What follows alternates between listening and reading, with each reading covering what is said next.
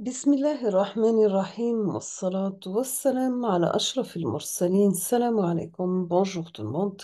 Aujourd'hui, on va voir ensemble un sujet d'examen qui a été proposé dans le module API, Automate Programmable Industriel.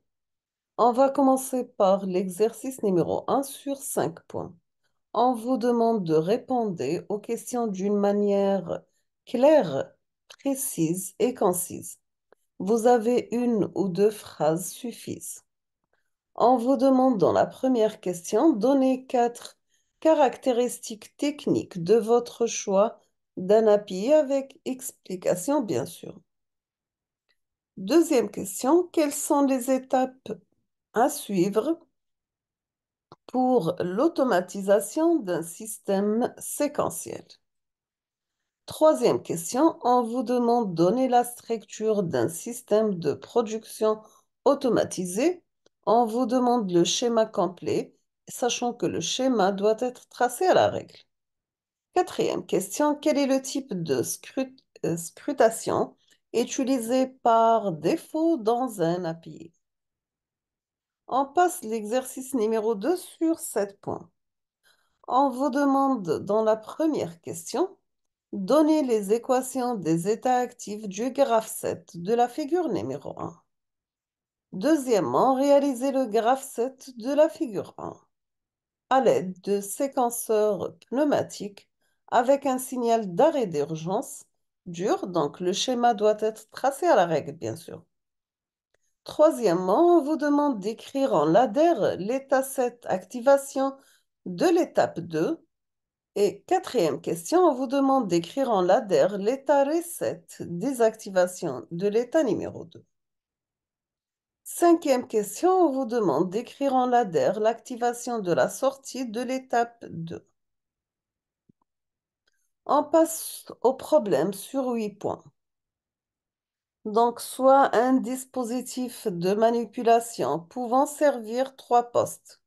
Vous avez le poste numéro 1, le poste numéro 2 et le poste numéro 3, comme indiqué dans la figure numéro 2. Au repos, le dispositif, c'est-à-dire le chariot, est présent à l'un des 3 postes avec pince ouverte.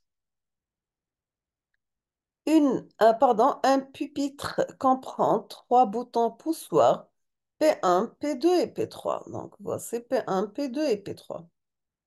Correspondant à des demandes de transfert vers l'un des 3 postes S1, S2 et S3. Bien sûr, nous avons S1, S2 et S3 sont des capteurs de fin de course indiquant la présence du chariot.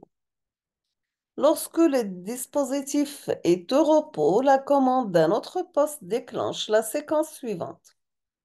Premièrement, nous avons la fermeture de la pince, c'est-à-dire la prise de l'objet. Donc, la pince est un vérin double effet. Deuxièmement, nous avons le transfert à gauche ou bien à droite suivant la demande. Donc, le moteur chariot est indiqué par grand M. Nous avons l'ouverture de la pince dès que le poste désir est atteint. Et pour des raisons de simplification, on suppose qu'un seul appel peut être effectué à la fois. Premièrement, on vous demande de classer dans une liste les différents capteurs et actionneurs de l'installation. Utilisez une légende.